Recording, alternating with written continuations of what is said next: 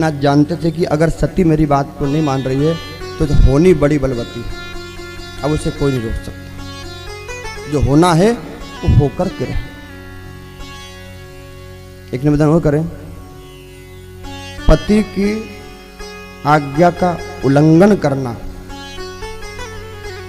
तुम्हारे सतीत्व को नष्ट करता है। पति की बात को ना मानना तुम्हारे जीवन में अंधकार उत्पन्न करता है। शिवालय यदि आप जा रहे हो, पति देव ने अगर इतना कह दिया कि एक गिलास पानी पिला दो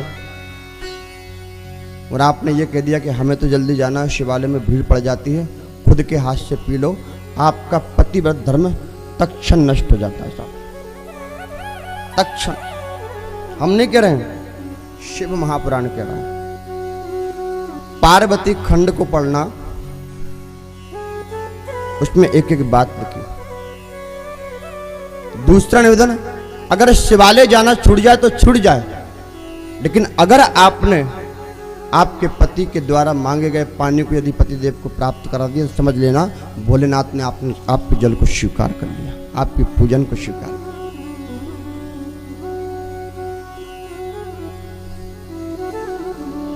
यही एक चीज है, पति कैसा भी हो, भला हो बुरा हो, लेकिन तुम्हारा एक अपशब्द पति धर्म को नष्ट कर देता है। कभी कभी झगड़ा होता है ना घर में, देखो पति पत्नी के बीच में झगड़ा तो होना चाहिए था। अगर झगड़ा नहीं होगा तो प्रेम कैसे बढ़ेगा? हम तो ये कहते हैं कि अगर पति पत्नी के बीच में झगड़ा नहीं हो तो फिर वहां प्रेम भी नहीं होता, फिर तो वो गाड़ी चल रही है। पर झगड़ा ऐसा हो कि वो झगड़ा घर तक सीमित रहे, झगड़ा ऐसा ना हो कि वो कोर्ट तक पहुंच जाए, घर तक ही रहे। और झगड़े में यदि आपके मुख से ये निकल गया कि तुमसे शादी करके तो मेरा जीवन खराब हो गया, समझ लेना आपका पतिव्रत धर्म नष्ट। आपके ठाकुर जी, आपके भोलेनाथ, आपके कुल देवता, आपकी कुल देवी, जिसका भी आप पूजन करते हो ना साहब, वो कभी भी आपकी पूजन को स्वीकार नहीं करेगा, कभी भी नहीं करेगा। मंदिर जाने से पहले पति की आज्ञा का पालन। और शिव महापुराण तो यह भी कहता कि पति की आज्ञा के बिना कोई व्रत भी नहीं करना चाहिए। यदि कोई व्रत यदि आप कर रहे हो और उसमें पति की आज्ञा नहीं है ना, तो उस व्रत का फल भी तुम्हें कभी प्राप्त नहीं। हर कथा में कहता हूं, शायद पिछली कथा में भी बताया होगा।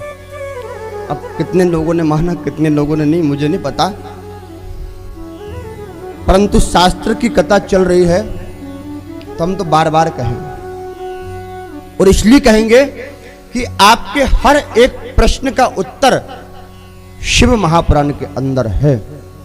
यदि जल चढ़ा, अभिषेक हुआ, प्रातः काल उठ करके सबसे पहले शिवालय पहुंचे, फिर भी यदि फल प्राप्त नहीं हो रहा है तो घर में कहीं ना कहीं गलती करके आए हो, उसका यह परिणाम है कि आपके पूजन का फल आपको नहीं मिला, कहीं ना कहीं गलती हुई।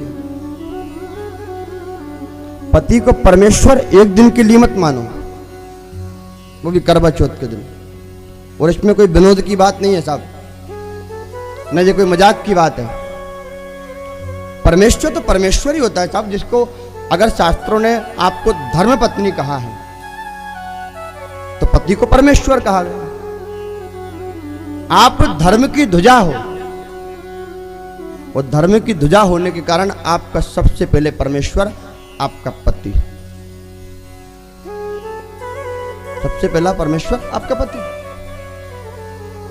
कभी किसी पति के आगे धर्मपति लिखा है क्या? बताओ, कभी किसी पति को कहा हो कि धर्मपति है? ये केवल पति है वो, लेकिन पत्नी के आगे लिखा है। और उस परमेश्वर को साल में एक दिन मानना, हम कहते हैं तो सबसे बड़ी बेवकूफी।